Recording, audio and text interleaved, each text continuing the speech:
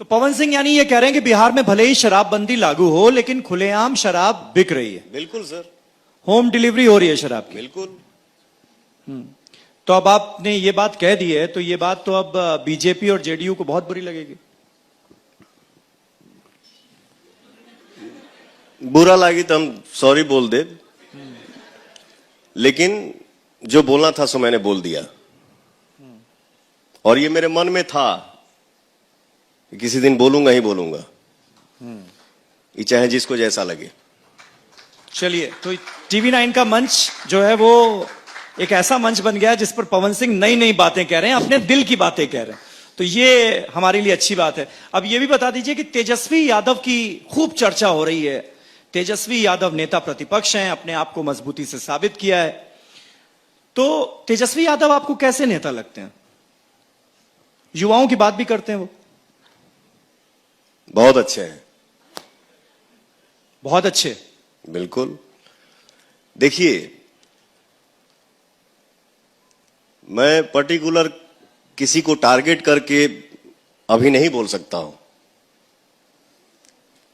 लेकिन तेजस्वी जी का कोई भी इंटरव्यू मैं सुनता हूं या गांव गांव में वो जाते भी हैं, सबके लिए सपोर्ट करने की बात करते हैं। एक चीज उनका मुझे बहुत अच्छा लगता है, उस इंसान का मुझे एक चीज बहुत अच्छा लगता है कि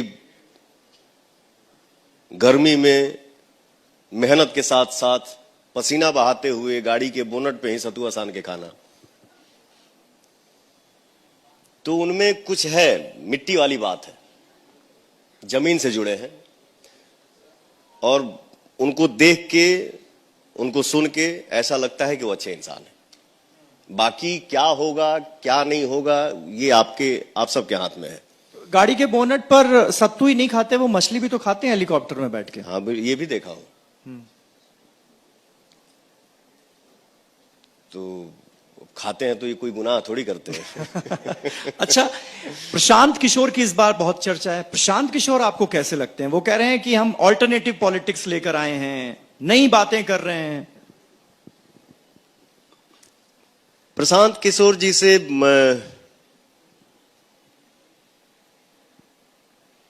मैं मिला नहीं हूं अभी तक।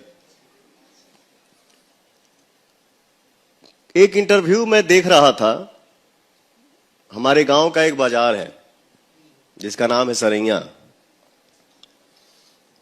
तो सरैया में गए थे तो ऑडियंस ने पूछा, आप पावर स्टार के क्षेत्र में आए हैं, क्या कहेंगे? तो उनके मुंह से जो वर्ड निकला ना, वो मुझे अच्छा नहीं लगा। क्या कहा उन्होंने? उनके मुंह से ये निकला कि राजनीति किसी का बपौती नहीं है।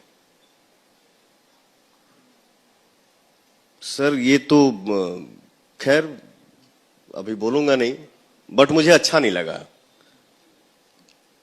अब मान लीजिए कि आपके गांव में हम जाएंगे, आपका नाम पूछेंगे तो लोग यही कहेगा ना कि आप फलाना के गांव में आए हैं, ये फलाना का घर है। अब वहां जाके आप उल्टा जवाब देंगे कि राजनीति किसी का बपौती नहीं है, तो ये सुन के अच्छा नहीं लगा। प्रशांत किशोर तो इसी मंच पर बोल के गए तेजस्वी यादव को नवीं फेल, और ये भी कहा उन्होंने कि मैं ये कहता हूं तो क्या गलत कहता हूं। मैं चैलेंज देता हूं आज इस मंच से कि वो मैट्रिक पास करके दिखा दें। नहीं कर पाएंगे। नवीं फेल क्या विकास करेगा?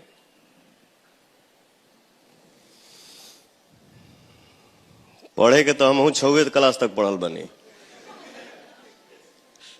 और माध्यमा से मैट्रिक का परीक्षा दिया हूं।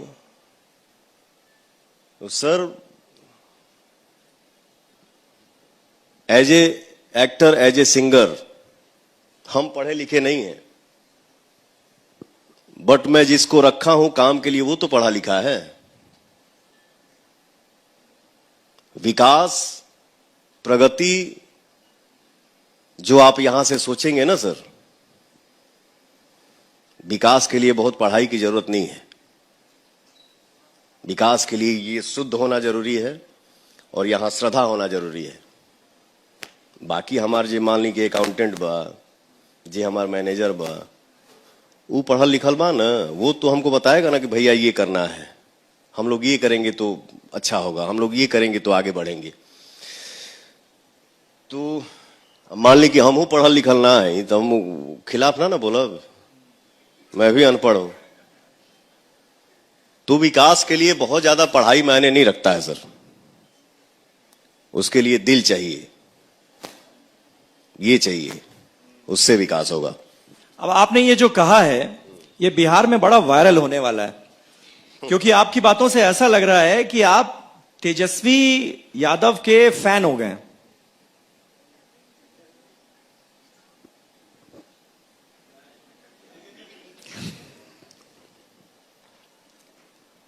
देखिए, जैसे आपने कहा ना कि एक समय में उनका उनका चलता था, आज के समय में आपका उनका चल रहा है। तो हम लोग माइक पे कुछ भी बोल दें, बट सामना सामनी होगा तो सर या तो किसी का आदमी पैर छुएगा, नहीं तो हाथ मिला के गले लगेगा।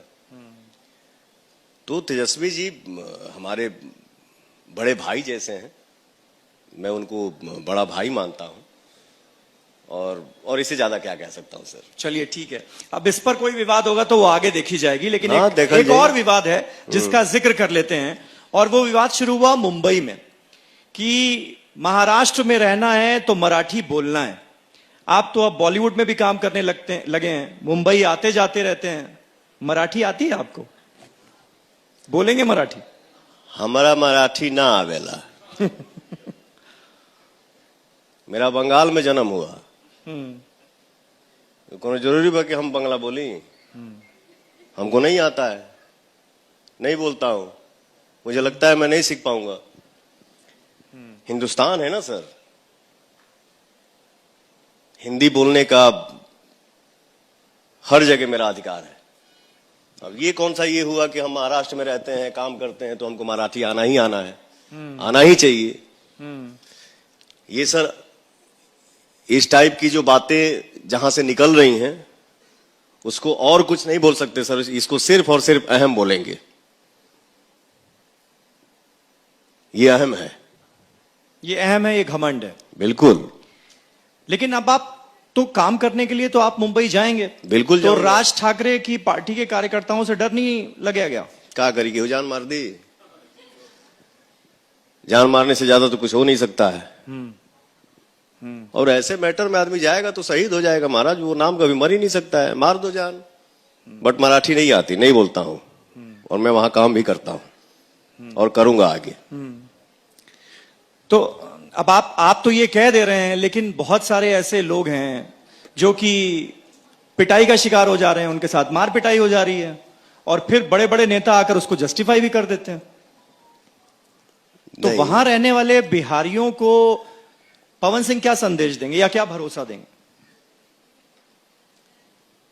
मैं यही बोलूंगा, जो हमारे यूपी से, बिहार से, झारखंड से,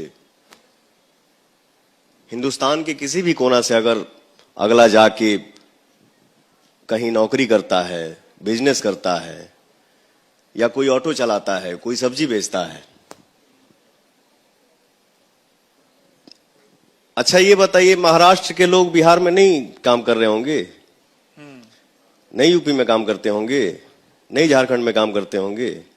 तो एक ये है ना सर कि हम किसके जरिए हम कहां चले गए, वहां सेट हो गए, अपना घर चला रहे हैं, और उसके ऊपर कोई अन्याय करे कि तुमको मराठी आता है कि नहीं, तो ये मेरे नजर में बिल्कुल गलत है सर। ऐसा नहीं होना चाहिए। और मैं अपने भाइयों से यही बोलूंगा, संघर्ष ही जीवन है, हार नहीं मानने का। जो जहां है वहीं रहो, अपना काम करो, मस्त रहो जीवन में। झंझट कहां ना होला, जब होगा तो देखा जाएगा। देख लेंगे सर, देख लेंगे।